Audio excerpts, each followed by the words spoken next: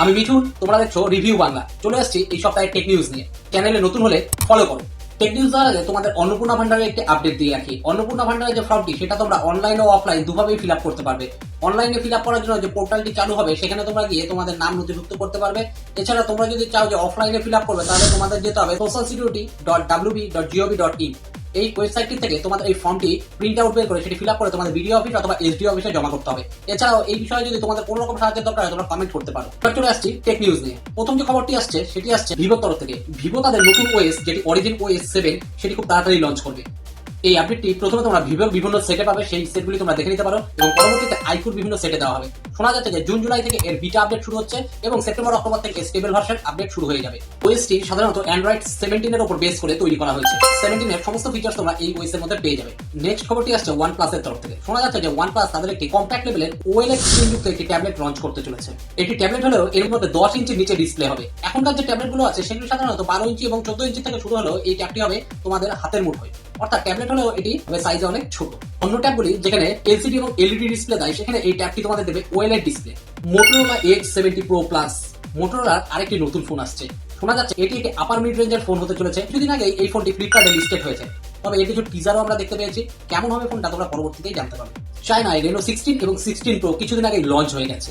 জানা যাচ্ছে ইন্ডিয়াতেও এই ফোনটি খুব তাড়াতাড়ি লঞ্চ করবে। 15 সিরিজ যেতে না যেতে যদি 16 সিরিজ লঞ্চ করে তাহলে এই ফোনটা কতটা সাকসেস হবে পরবর্তীতে আমরা দেখতে পাবো। এবার দেখে নেওয়া যাক দুটো ফোনের স্পেসিফিকেশন। রেনো যে 16 প্রো ফোনটি আছে তার মধ্যে থাকছে 6.78 ইঞ্চি 1.5K ডিসপ্লে। এছাড়াও থাকছে ডায়মেনসিটি 9500 প্রসেসর, 7000 mAh এর ব্যাটারি, যার সঙ্গে থাকছে 50 মেগাপিক্সেলের ফ্রন্ট ক্যামেরা এবং 200 মেগাপিক্সেলের রিয়ার ক্যামেরা। রেনো 16 সিরিজে থাকছে 6.32 ইঞ্চি 1.5K ডিসপ্লে। এছাড়াও ডায়মেনসিটি 8550 সুপার প্রসেসর, যার মধ্যে থাকছে 6700 mAh এর ব্যাটারি। এছাড়াও ক্যামেরার দিক থেকে এর মধ্যে কোনো পরিবর্তন নেই। এছাড়াও দুটো ফোনেই থাকছে AI এর জবরদস্ত ফিচার। এবার সেই ফোন দুটোর দাম নিয়ে। রেনো যে 16 প্রো সেটি চায়নায় লঞ্চ হয়েছে প্রায় 60,000 টাকা এবং রেনো 16 সিরিজের ফোনটি লঞ্চ হয়েছে 50,000 টাকা। ইন্ডিয়াতে লঞ্চ করার পর এই দুটো ফোন নিয়ে আমরা একটা ডেডিকেটেড ভিডিও দেওয়ার চেষ্টা করবো। এর জন্য তোমাদের পাশে থাকতে হবে। ফলো করো রিভিউ বাংলা। নেক্সট যে খবরটি আসছে সেটি আসছে এআই এর তরফ থেকে। আমরা যে এআই ব্যবহার করি সেটি সাধারণত যে মেশিনগুলি দ্বারা নিয়ন্ত্রিত হয়, সেই মেশিনগুলিকে কুল করার জন্য একটি পদ্ধতি থাকে।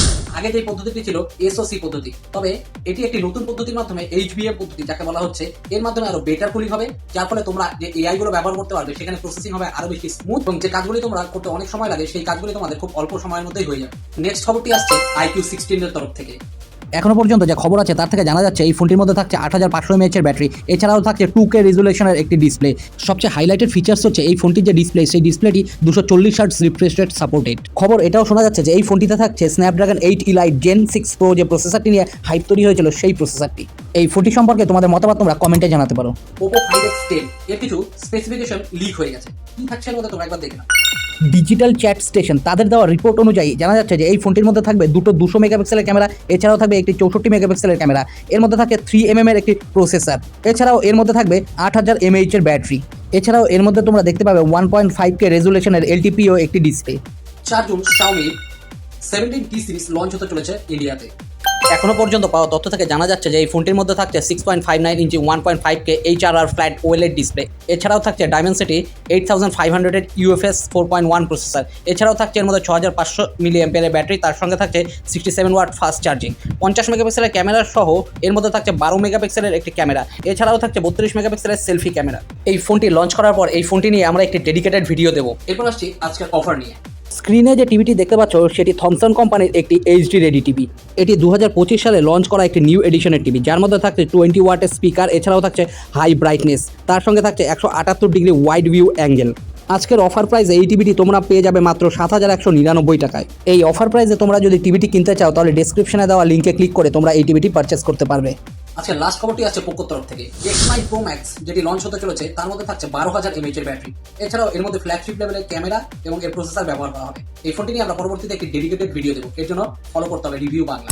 তো আজকে টেক নিউজ তোমাদের কেমন লাগলো তোমরা কমেন্টে জানাও। এরকম আরো টেক নিউজ পেতে ফলো করো রিভিউ বাংলা।